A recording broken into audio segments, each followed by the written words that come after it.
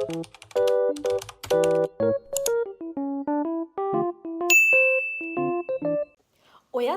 පාඩම් කරනකොට මේ වැරදි 10න් එකක් හරි කරනවද?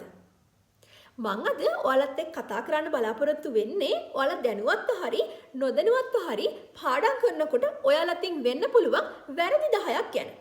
මම මේ වීඩියෝ එකේ අන්තිමට කතා කරනවා ඔයාලා නොදැනුවත්ව ඔයාලටින් වෙන්න පුළුවන් වැරද්දක් ගැන. ඉතින් ඒ නිසා මං ගොඩක් ආදරෙන් ඉල්ලනවා ඔයාලා මේ වීඩියෝ එක අන්තිම වෙනකම් බලන්න කියලා. ඔක්කොටම කලින් මම මගේ වීඩියෝ එකට ඔයාලව ගොඩක් ආදරෙන් පිළිගන්නවා.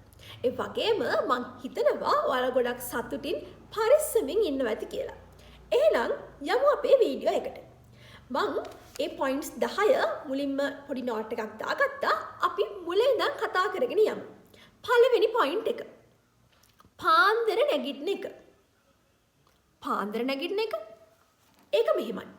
ඔයා මුලින්ම අඳුරගන්න ඕන ඔයා මෝර්නිං පර්සන් කෙනෙක්ද එහෙම නැත්නම් නයිට් පර්සන් කෙනෙක්ද කියලා. ඔයා මෝර්නිං පර්සන් කෙනෙක් නම් ඇත්තටම ඔයා 11 12 වගේ වෙනකම් පාඩම් කරන එකේ තේරුමක් නැහැ. ඒක ඔයාටම තේරෙනවා ඇති. මොකද ඔයා රෑ වෙනකම් පාඩම් කරනවා හැබැයි පහුවදාට ඔය පාඩම් කරපු කිසි දෙයක් ඔයාට මතක නැහැ. එහෙනම් ඔයා ඇත්තටම පාඩම් කරන එකේ තේරුමක් තියනවද? නැහැනේ. එහෙනම් ඔයා කරන්න ඕන රෑ 10 වෙනකොටවත් නිදාගෙන උදේ පාන්දර 4ටවත් ඇහැරෙන එක. පැය 6ක නිින්දක් අරගෙන. නේ? හිතන්න ඔයා නයිට් පර්සන් කෙනෙක් කියලා. එහෙනම් ඔයා පාන්දර නැගිටලා පාඩම් කරන එක වැඩක්ද? ඒ කියන්නේ ඔයා පාන්දර නැගිටිනවා. හැබැයි ඔයාට ඒ පාඩම් කරන කිසි දෙයක් ඔළුවට යන්නේ නැහැ.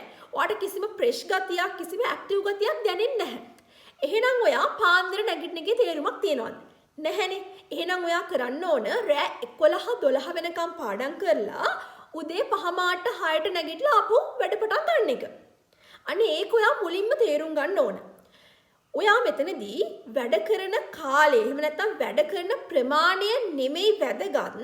ඔයා ඒ වැඩ කරන කාලය තුල කොච්චර ඵලදායීව ඒ වැඩේ කරනවද කියන එක තමයි වැදගත් වෙන්නේ. ඒ කියන්නේ අපේ ක්වොන්ටිටි එකට වඩා ක්වොලිටි එකයි වැදගත්. ප්‍රමාණාත්මක භාවයට වඩා ගුණාත්මක භාවයයි වැදගත් වෙන්නේ. ඒ නිසා මට මෙතන ඔයාලට කියන්න ඕන ඔයාලා පාඩම් කරන්න ඔයාලට සුදුසු. ඒ කියන්නේ ඔයාලට පුළුවන් ඔයාලට ගැළපෙන සූටබල්ම ටයිම් එක තෝරගන්න. ඒක දන්නේ ඔයානේ. අන්න ඒක තෝරගෙන ඒ කරන කාලය තුල ඒ වැඩේ හරියට කරන්න. ඒක තමයි මට ඔයාලට මුලින්ම කියන්න ඕන. දෙවෙනි එක තමයි highlight use කිරීම. අපි ඕනම කෙනෙක් නෝට් එකක් පාඩම් කරනකොට අපි highlight use කරනවා. එතනදී මුලින්ම කරන්න ඕන මුලින්ම නෝට් එක කියවන්න. මුලින්ම නෝට් එක කියවලා ඒකේ keywords විතරක් ඔයා highlight කරන්න. ඔයා පාඩම් කරනවා කියලා මුළු නෝට් එකම highlight කරනවා නම් ඔයා කරලා තියෙන පාඩම් කරන එක නෙමෙයි. ඔයා කරලා තියෙන චිත්‍රය පාඩම් කරන එක. එතකොට ඔයා ආපහු ඒ නෝට් එක වෙන දවසක පෙරලා බලනකොට ඔයාට ආපහු එක මුලින් ඉඳන් පාඩම් කරන්න වෙනවනේ. එහෙම නැත්නම් ඔයාට මුලින් ඉඳන් කියවන්න වෙනවා. මොකද ඔයාට අර key points කියන දේවල්, අර keywords කියන දේවල් එකපාරටම ඔයාගේ ඔළුවට ක්ලික් වෙන්නේ නැහැ. මොකද ඔයා මුළු නෝට් එකම highlight කරලා තියෙන්නේ. ඒ නිසා ඒ වැරද්ද කරන්න එපා. මුලින්ම නෝට් එක කියවන්න ඊට පස්සේ දෙවෙනි වතාවට කියවද්දී ඔයා අර keywords highlight කරන්න. ඒක තමයි මට ඔයාලට ඊළඟට කියන්න ඕන. ඊළඟ එක. හිත ඉඳන් පාඩම් කරනවා. ඒ කියන්නේ මේක. හිතන්න ඔයා කලින් දවසේ රෑ නිදා ගන්නකොට හිතනවා මං හෙට උදේ 6ට නැගිටිනවා.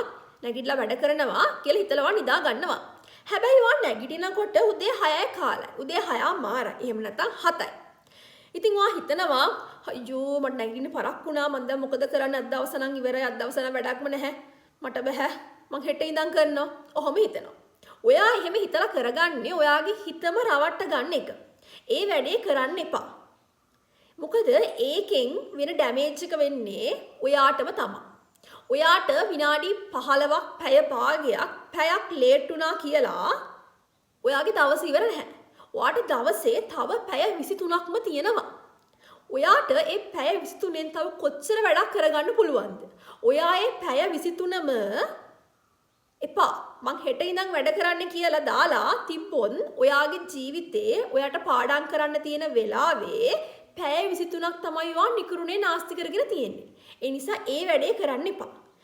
කමක් නැහැ මට පරක් වුණා හරි නෑ මම දැන් ඉඳන් මම මේ වෙලාවෙ ඉඳන් මං හරියට වැඩේ කරනවා කියලා වැඩේ කරන්න. අන්නේ වැඩ කල් දාන වැඩේ කරන්න එපා. ඔයාගේ හිත රවට්ට ගන්න එපා. හරි? මොකද ඔයා උදේ 6ට නැගිට්ට කියලාත් ඔයා පාඩම් කරද්දී ඔයා හරියට ඒ පැය ගානේ හරියටම කරයිද? නැහැනේ. ඔයා පොඩ්ඩක් නැගිටලා එළියට යයිනේ. ඔයා කාත් එක්ක හරි කතා කරයි මොනවා හරි දේවල් වලට අපිට හිත යොමු වෙන්න දැන් එන්න පුළුවන් නේ. හදිස්සි අපි අසනීප වෙන්න පුළුවන්. එහෙම වුණොත් එතකොට මොකද කරන්නේ? ඉතින් ඔයාලා අන්න ඒ විදිහට දේවල් දිහා බලන්න. ඒ විදිහට දේවල් දිහා හිතන්න. හරි? වෙච්ච දේවල් ගිය දේවල් ගැන හිතන්න එපා. තියෙන වෙලාවෙන් වැඩේ කරන්න. ඒක තමයි මට ඔයාලට ඊළඟට කියන්න ඕන. හරි. ඊළඟ එක. passive reading versus active recall. ඒ කියන්නේ මොකක්ද? ඔයාලා පාඩම් කරනවා කියලා නෝට් එක කියවගෙන යනවා. නෝට් එක 10 පාරක් විතර කියවගෙන යනවා. අත්තර මේකෙන් වැඩක් වෙනවද? නැහැනේ. ඔයාලා නෝට් එක අවබෝධයෙන් එකපාරක් හරි දෙපාරක් හරි උපරිම කියවලා පොත වහන්න. පොත වහලා තව කාට හරි උගන්වන විදිහට ඔයාලා ඒක කියලා දෙන්න. ඒ කියන්නේ මේකේ මෙන්න මේක තමයි තිබ්බේ කියන එක. ඔයාලා කාට හරි කියන්නේ. කාට හරි කියන්නේ කියලා කියන්නේ ගෙදර බල්ලෙක් පුවේවා පූසෙක් කිව්ව. එහෙම නැත්නම් ගෙදර බිත්තියකට හරි කමක් නැහැ. එහෙම නැත්නම් ඔයාලගේ මිරර් එක ඉස්සරහට ගිහලා එහෙම හරි ඔයාලා දිහා බලාගෙන එහෙම හරි කමක් නැහැ. අන්න ඒ විදිහට කියලා දෙන්න. දැන් ඔයාලා ඕනම කෙනෙක් දන්නවා ඇති ඔයාලා අහලත් ඇති මේක විනාඩි 25ක් විනාඩි 20ක් විතර පාඩම් කරලා එක විනාඩි 5ක් ගන්න කියනවනේ චූටි බ්‍රේක් එකක් නේ. ඉතින් අන්න ඒකේ ඔයාලා කරන්න, කියන්නේ බ්‍රේක් එක ගන්න හරි මම කියන්නේ අන්න මේ මෙතඩ් එකම යූස් කරන්න විනාඩි 25ක් විනාඩි 20ක් විතර ඔයාලා පාඩම කියවන්න. හරිද? කියවලා පොත වහන්න. පොත වහලා ඔයාලා කාට හරි කියලා දෙන්න විදිහට මෙන්න මේක තමයි තිබ්බේ කියන එක කාට හරි කියලා දෙනවා වගේ උගන්වන්න. ඒක ගොඩාක්ම හොඳයි. මොකද ඔයාලා එක්සෑම් එකට ගිහින් කරන්නේ පොත කියවන එකවත් පේපර් එක කියවන එකවත් නෙමෙයිනේ. ඔයාලගේ මතකයෙන් උත්තර ලියන එක. ඉතින් ඒ නිසා අපිට ප්‍රැක්ටිස් එක කියන එක ඕන. ඒ නිසා අර වැඩේ කරන්න. හරි. ඊළඟ එක. සින්දු අහගෙන පාඩම් කරන එක. ඔයාලා වචන තියෙන සින්දු අහන්න එපා පාඩම් කරනකොට. මොකද එතකොට අපේ මොලේ අපේ අවධානය අර දෙකටම යනවා. අර සින්දුවේ තියෙන වචන වලටත් යනවා අපි පාඩම් කරන දෙයටත් යනවා. එහෙම වුණොත් අපිට අපි පාඩම් කරන එක කාර්යක්ෂමව කරගන්න බෑ. අපි දෙකෙන් එකක්වත් හරියට කරලා නැහැ. ඔයාලා කම්මැලි නිදිමත එනවා මෙන්න මෙහෙම කියලා ඔයාලා සින්දු අහගෙන පාඩම් කරනවා. ඒ වැඩේ ඇත්තටම ඵලදායි නෑ මම දකින විදිහට. මොකද අර අවධානය කියන එක හරියට අපි පාඩම් කරන දෙයට අපිට දෙන්න බෑ. හැබැයි අපිට රිලැක්සින් මියුසික් එකක්, ඒ කියන්නේ වචන නැති රිලැක්සින් මියුසික් එකක්, එහෙම නැත්නම් ස්ටඩි මියුසික් එකක් මෙන්න මේ වගේ එකක් අහගෙන අපිට පාඩම් කරන්න පුළුවන්. ඔයාලට සින්දු අහගෙන පාඩම් කරන්න ඕන කියලා හිතන කට්ටිය සින්දු අහන්න නැතුව අර වගේ රිලැක්සින් මියුසික් එකක්, එහෙම නැත්නම් ස්ටඩි මියුසික් එකක් මෙන්න මේ වගේ එකක් අහගෙන පාඩම් කරන්න. ඊළඟ එක අපේ බ්‍රේක් එක කියලා කියන අපේ ස්ක්‍රීන් එකද. ඒ කියන්නේ මම දැන් ඔයාලට කලිනුත් කිව්වා අපි විනාඩි 25ක් විතර පාඩම් කරලා විනාඩි 5ක චූටි බ්‍රේක් එකක් ගන්නවා කියලා. ඒ විනාඩි 5 චූටි බ්‍රේක් එකේ WhatsApp එකට යන එකවත්, Telegram එකට යන එකවත්, Insta ඊළඟට Facebook, TikTok මෙන්න මේ වගේ social media platform වලට යන එක නෙමෙයි අපේ බ්‍රේක් එක කියලා කියන්නේ. ඔයාලා ඒ වෙලාවට කරන්න ඕන චුට්ටක් එළියට යන්න, වතුර ටිකක් බොන්න, ගහක් දිහා බලන් ඉන්න, මල් පැලයක් දිහා බලන් ඉන්න, හොඳ හුස්මක් ගන්න, breathing exercise එකක් කරන්න. මෙන්න මේ වගේ දෙයක් කරන්න. ඔයාලා social media එකට ගියා කියලා ඔයාලා ආපහු එකකින් අර විනාඩි 5න් එළියට එනවා කියලා එකක් නැහැ. මොකද social media කියන දේවල් හදලා තියෙන්නේ ඔයාලව ඇඩික්ට් වෙන විදිහටනේ. දැන් ඔයාලම හිතන්න ඔයාලා shorts video එකක් බලනකොට ඔයාලා එක shorts video එකක් බලලා ඔයාලා YouTube එකෙන් එළියට එනවද නැහැනේ. ඔයාලා උඩට යවනවා ඔයාලට ඇති වෙනකන් ඔයාලා බලනවන්නේ. නොදැනුවත්ව සමහරවිට පැය දෙකක් විතර ඔයාලා මොකද කරලා තියෙන්නේ? social media එකේ විනාඩි 5 break එක. ඒ නිසා ඒ වැඩේ කරන්න එපා. ඔයාලා දන්නේම නැතුව ඔයාලා ඒකට ඇබ්බැහි වෙනවා. නේ? ඒ නිසා ඒක කරන්න එපා. අර චූටි විනාඩි 5 බ්‍රේක් එකේ අන්න අර වගේ ඵලදායී දෙයක් කරන්න. ඒ කියන්නේ ඔයාලව රිලැක්ස් කරගන්නනේ. ඒ වගේ දෙයකින් ඔයාලව රිලැක්ස් වෙනවා. හරි? චූට්ටක් එළියට යන්නනේ. පොඩ්ඩක් වටේ පිට දිහා බලන්න. ඔයාලගේ පරිසරයේ තියෙන සවුන්ඩ් එකකට ඔයාලගේ අවධානය දෙන්නනේ. කුරුල්ලන්ගේ හඬකට. ඇත්තට මේ දේවල් වලින් අපි රිලැක්ස් වෙනවා. ඊළඟ එක. පොත් එකතු කිරීම. ඒ කියන්නේ resources. ඔයාලා අර ගෲප් එකේ දාන PDF ටිකක් ඩවුන්ලෝඩ් කරගන්නවා. අර ගෲප් එකේ තියෙන වීඩියෝ ටිකක් ඩවුන්ලෝඩ් කරනවා. මේ ගෲප් එකේ තියෙන වීඩියෝ ටිකක් ඩවුන්ලෝඩ් කරගන්නවා. අරයා අර පේපර්ස් ටික කරනවා කියලා ඒ පේපර්ස් ටිකත් අම්මට කියලා ගන්නවා. අර පොතත් ගන්නවා. මේ පොතත් ගන්නවා. ඔක්කොම ගන්නවා. ඔක්කොම රිසෝසස් ටික ඔක්කොම මොකද කරන්නේ එකතු කර ගන්නවා. ඒකෙන් වෙන්නේ ඔයාලට හරියට මොකක්ද කරන්න ඕන කියන එක ගැන අවබෝධයක් එන්නේ නැහැ. මම හරියටම කරන්න ඕනේ මොකද්ද? මම මොන පේපර්ස් ටිකද කරන්න ඕනේ? මම මොන ප්‍රශ්න ටිකද කරන්න ඕනේ? ඒක ගැන ඔයාලට අවබෝධයක් එන්නේ නැහැ. ඔයාලා කරලා තියෙන්නේ අර සම්පත් එකතු කරන එක විතරයි. හැබැයි වැඩේ කරලා නැහැ. එතකොට ඔයාලගේ ක්ලාසස් වල ඒ වගේම තමයි ස්කෝලේ ටීචර්ස්ලා කියනවා ඇති මෙන්න මේ ටික කරන්න. මෙන්න මේ ටික කරන්න කියලා. එයාලා මේ දේවල් කියන්නේ එයාලා දන්න නිසා. ඔයාලා අන්න ඒ ටික කරන්න. ඒ අරෙන්න යාළුවා කරනවා කියලාවත් අර ගෲප් එකේ මේ ටික දාලා තිබ්බා කියලාවත් කරන්න එපා. ඔයා දන්නවනේ. ඔයා මොකටද දුර්වල? ඔයාට මොන පාඩමද ඔයාට හරියට ඉගෙන ගන්න ඕන. ඔයා මොන පාඩමටද ඒ කියන්නේ ඔයා නිකන් අර වීක් ගතියක් වගේ දැනෙන්නේ මොන පාඩමේද? මොන කොටසටද? එතකොට ඔයා කරන්න ඕනේ අන්න ඒ ටික අඳුරගෙන ඒ ටික හදාගන්න ප්‍රශ්න. ඒ ටික හදාගන්න පේපර්ස්. එහෙම නැතුව හැමදේම ගොඩ ගහගෙන තියාගෙන ඉන්න එක නෙමෙයි. ෆෝන් එක පුරවගෙනවත් ලැප් එක පුරවගෙනවත් එහෙම ඉන්න එක නෙමෙයි. හරි ඔය රිසෝස් එකතු කරනවා කියන එක කරන්න එපා. ඒකෙන් වෙන්නේ ඔයාට කරන්න ඕන ටික ඔයාට හරියට තේරුම් බේරුම් කරගන්න බැරි වෙන එක. ඒක ඒ වැඩේ කරන්න එපා. අනිත් එක අනුන්ගේ ටයිම් ටේබල් එකකට වැඩ කිරීම. ඔයයි දන්නේ ඔයාට තියෙන ක්ලාසස් තියෙන ටයිම් එක. ඔයා ෆිසිකල් ක්ලාස් කරනවා නම් ඔයා ෆිසිකල් ක්ලාස් ගිහිල්ලා ඔයාට ගෙදර එන්න කොච්චර වෙලාවක් යනවද? නේ? ඔයා කොච්චර වෙලාවක් නිදා ගන්නවද? නිදා ගන්නවා කියලා උඩරින් පැය 5යි 6යි නිදා ගන්න ඕන එක්සෑම් කරන කෙනෙක්. ඉතින් ඒ නිසා ඊට වඩා නිදා ගන්න එපා. එතකොට ඔයා දන්නවා ඒ වගේම තමයි ඔයා තමයි දන්නවා නිදා ගන්න ටයිම් එක. ඔයා නැගිටින ටයිම් එක. මම අර කලින් කිව්වා වගේ ඔයා මෝර්නින් පර්සන් කෙනෙක්ද නයිට් පර්සන් කෙනෙක්ද? ඒක දන්නේ ඔයා. එතකොට ඔයා අන්න ඒ දේවල් ගැන හිතලා තමයි ඔයාගේ ස්ටඩි ටයිම් ටේබල් එක හදා ගන්න ඕන.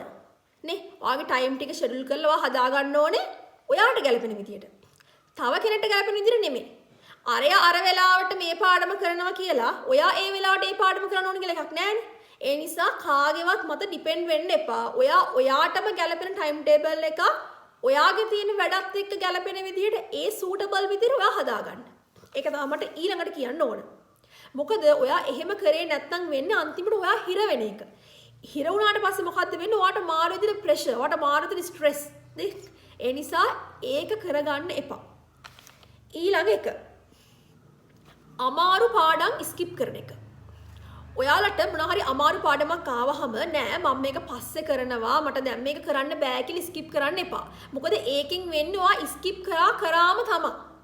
අර ඒ වගේ පාඩම් ඔයා නිකන් ඔයා බ්‍රේක් එකක් අරගෙන ඔයා ඊළඟට ස්ටඩිස් පටන් ගන්න වෙලාව. අනේ ඒ වගේ ටයිම් එකකට කරන්න. හරි? කියන ඔයාගේ ඔළුව රිලැක්ස් වගේ හිතෙන ටයිම් එකක් තියෙනව නේද? අන්න ඒ වගේ ටයිම් එකකද ඔය පාඩම කරන්න පටන් ගන්න. ඔයාට තේරෙන්නේ නැත්නම් YouTube එකේ ඕන තරම් වීඩියෝස් තියෙනවා. ඒ වීඩියෝස් බලලා ඔයාට තේරුම් ගන්න පුළුවන්. එහෙම නැත්නම් ඒ පාඩම තේරෙන යාළුවෙක් එක්ක ඩිස්කස් කරන එක ඇත්තටම ගොඩක් හොඳ දෙයක්. මමත් අදටත් මගේ දැන් මේ කැම්පස් එකේ එක්සෑම් වලදී මට තේරෙන්නේ නැත්නම් මම යාළුවෙක්ට කියනවා. මෙහෙමයි මට මේ කොටස තේරෙන්නේ නැහැ. ඔයාට තේරෙනවද? ඒතර අපි මොකද කරන්නේ? එයා මට කියලා දෙනවා. ඒතර මම එයාත් එක්ක ඩිස්කස් කරනවා. අන්න ඒ විදිහට කරන්න. මග අරින්න එපා. ඔයා හිතන්න ඔයා ඒ මගාරන කොටසෙන් ඔයාට එක්සෑම් එකේ ප්‍රශ්නේ ආවොත් ඔයා ඒ වෙලාවේ කොච්චර ඔයාට පස්තැවීමක් එයිද? ඒ පසුතැවීම ඔයා හිතනවාද ඒක ඔයාගේ ජීවිත කාලෙටම තියෙන්න පුළුවන්. මොකද ඔයා හිතයි මම අර ප්‍රශ්නෙට උත්තරේ ලිව්වා නම් මට අද මීට වඩා රිසල්ට් එකක් එනවා. එහෙනම් මොකද හිතෙන්නේ? එහෙනම් මං අද කියන්නේ ඒරල් කරන කෙනෙක් ඔයාට හිතෙන්න පුළුවන් එහෙනම් මට මීට වඩා දිසෙට්කෝ එකක් තියෙයි. මම මේ කැම්පස් එකේ නේ මම වෙන කැම්පස් එකක ඉන්නත් පුළුවන්. මොකද අපිට ඔයා හිතන්න අපේ දශම ගානකින් අපි ආස කැම්පස් එක මිස් වෙන්න පුළුවන් නේ. ඒ නිසා ඒ වගේ පසුතැවීමක් තියාගන්න එපා. ඒ වගේ පසුතැවීමක් ඇති වෙන තත්ත්වයක් ඇති කරගන්න වැඩ කරන්න එපා. ඒක තමයි මට ඔයාලට ඊළඟට කියන්න ඕන. අනිත් එක තමයි අන්තිම එක. ඔයාගේ දවසේ විවේකය. ඔයා පාඩම් කරනවා කියලා ඔයා පිස්සුවෙන් මැෂින් එකක් වගේ පාඩම් කරන්න එපා. අපි ඇවිල්ලා මිනිස්සු. අපි ඇට මස් ලේ නහර වලින් හැදිලා තියෙන මිනිස්සු. අපි රොබෝල නෙමෙයි. අපි මැෂින් නෙමෙයි. නේ? ඉතින් ඒ නිසා ඔයා පාඩම් කරනකොට ඔයා මුලින්ම තේරුම් ගන්න ඕන මම මිනිස්සෙක් මට විවේකයේ කියන එක ඕන. අර අපි දුෂ්කර ක්‍රියාවක් කරනවා වගේ පාඩම් කළා හරියන්නේ නැහැ. කරන දේ ඵලදායීව ආසාවෙන් කරන්න ඕන අපි ගැනත් හිතලා. ඒ කියන්නේ අපේ කායික වගේම මානසික සෞඛ්‍ය කියන දෙකම ගැන හිතලා තමයි අපි වැඩ කරන්න ඕන. එතකොට ඔයා පාඩම් කරනකොට ඔයා දවසේ උපරිම පැය භාගයක්වත් බ්‍රේක් එකක් තියාගන්න. අනිවාර්යෙන්ම. ඒ පැය භාගෙ වෙන කිසිම දෙයක් කරන්න එපා. හරි? ඔයා ආසම දෙයක් කරන්න. වෙන කිසි දෙයක් කරන්න එපා. ආසම දෙයක් කරන්න. අනිවාර්යෙන් දවසේ පැය භාගයක් තියාගන්න. ඒ පැය භාගය ඔයා ආසම දෙයක් කරන්න. ඒක ඇත්තටම අපේ මානසික සෞඛ්‍යයට ගොඩාක් වැදගත්. ඔයා හිතන්න ඔයා පාඩම් කරනවා මාරු විදිහට මහන්සිලා අද දවසේ පාඩම් කරනවා වැඩි කන්නේ බොන්නෙත් නෑ මුකුත් නෑ පාඩම් කරනවා. හැබැයි ඔයාට හෙට මාර ටයර්ඩ් මාර මහන්සි ඔයා අසනීප වෙනවා. එතකොට මොකද වෙන්නේ? අර ඔයා කලින් දවසේ මුළු දවසේම වැඩ කරපු එකේ වැඩක් තියනවද? නෑනේ. ඔයා ඊට පහුව දවසම නිදාගෙන. එහෙනම් වැඩක් ඔයා කරපු වැඩේ නෑනේ. එහෙම තේරුමක් නෑ. ඉතින් ඒ නිසා අර බැලන්ස් කියන එක තියෙන්න ඕනේ. අපේ ජීවිතේ බැලන්සින් කියන එක තියෙන්න ඕනේ. ඒ හැමදේම බැලන්ස් කරගෙන අපි මේක යන්න ඕනේ. ඉතින් ඒ නිසා ඔයා දවසේ එක පැය භාගයක් අනිවාර්යයෙන්ම ෆ්‍රී ටයිම් එකක් තියාගන්න. ඒ ටයිම් එකේ ඔයා ආසම දෙයක් කරන්න. ඒ වගේම තමයි අපි දැන් මේ පාඩම් කරනකොට මේ කාලේ ඇත්තටම අපේ බෙල්ලේ අමාරු, අතේ කැක්කුම්, කකුල් කැක්කුම් වගේ ඒවා එන්න පුළුවන්, පේන්ස් එන්න පුළුවන්. ඒ නිසා දවසට විනාඩි 15ක් 20ක් චූටි එක්සර්සයිස් එකක් කරන්න. ඒ දේවල් ඇත්තටම අපිට ඕන. ඒ වගේම තමයි අපි පොඩි විනාඩි 10ක විතර බ්‍රීතින් එක්සර්සයිස් එකක් ඕන තරම් YouTube එකේ වීඩියෝස් තියෙනවා. ඒවා බලන්න. ඒවා බලලා බ්‍රීතින් එක්සර්සයිස් එකක් කරන්න. එතකොට අපි පාඩම් කරනකොට අපිව ඇත්තටම ස්ට්‍රෙස් වෙනවනේ. ඔයාලගේ අත්දැකීමෙන් දන්නවා ඇති. ඒ ස්ට්‍රෙස් එක අපිට චුට්ටක් හරි අඩු කරගන්න කියන්නේ රිලැක්ස් කරගන්න පුළුවන් අර වගේ දේවල් කරන එකේ. ඒ නිසා ඔයාලා බ්‍රීතින් එක්සර්සයිස් එකක් කරන්න චූටි ඔයාලගේ ඔය අපේ ඇත්තට වෙනවා මටත් ඒ කාලේ පේන්ස් ආවා. එතකොට ඒ පේන් එන එක අඩු කරගන්න එක්සර්සයිස් එකක් කරන්න. අන්න ඒ වගේ දේවල් කරන්න.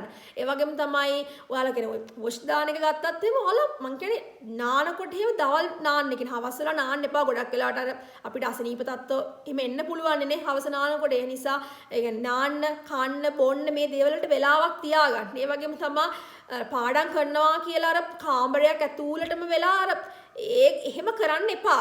ඒකෙන් වෙන්නේ අර ඔයාව තවත් නිකන් අර හිර වෙනවා කියන ඔයාට මුල් කාලේක තේරුම් නැතුනට පස්සේ යන්න ඔයාට දැනෙනවා නිකන් ඔයාට අපහසුතාවයක් දැනෙනවා. ඒ නිසා අර too much නැතුව චුට්ටක් ගෙදර ඇත්තේ කතා කරන්න. කියන්නේ ගෙදර ඇත්තේ කතා කරා කියලා ඔයාගේ හැම ටයිම් එක ලොකු වේස්ට් එකක් වෙන්නේ නැහැ. කතා කරනවා කියලා පැය ගණන් නෙමෙයි චුට්ටක් කියලා ඇත්තේ කතා කරන පොඩ්ඩක් hina වෙන්න. මොකද ඔයාලගේ මානසික සෞඛ්‍ය කියන එක ඇත්තටම එක්සෑම් කාලේ ගොඩක් වැදගත් දෙයක්. ඒ නිසා ඒක ගැන හිතන්න. හරිද? අපේ මනස හොඳින් තිබ්බොත් තමයි අපි කරන හැම වැඩක්ම ගොඩක් හොඳට අපිට කරගන්න පුළුවන් වෙන්නේ. එතකොට ඔය ටික තමයි මට කියන්න ඕන. ඔයාලත් මේ වැරදි 10න් එකක් හරි කරනවා නම් පල්ලෙහාන් චූටි කමෙන්ට් එකක් දාගෙන මම මේක හදා ගන්නවා කියලා හිතලා ඔයාලා මේ වීඩියෝ එක බලලා ඉවර කරන්න කියලා මම ඔයාලගෙන් ගොඩාක් ආදරයෙන් ඉල්ලනවා. එහෙනම් මම හිතනවා ඔයාලට මේ වීඩියෝ එකෙන් මොනවා හරිම දෙයක් ගන්න තියෙන්නේ නැති කියලා. එහෙනම් අපි තවත් අලුත් වීඩියෝ එකකින් හම්බෙමු. ඔයාලට තවත් මොනවා හරි මේ වගේ වීඩියෝස් හරි ඔයාලා මොනවා හරි දැනගන්න දේවල් හරි තියෙනවා නම් ඒකත් පල්ලෙහාන් කමෙන්ට් එකක් දාගෙන යන්න. එහෙනම් අද මං ගිහින් එන්නම්. ඔයාලට සුබ දවසක්. ඔයාලා සතුටින් පරිස්සමින් ඉන්න.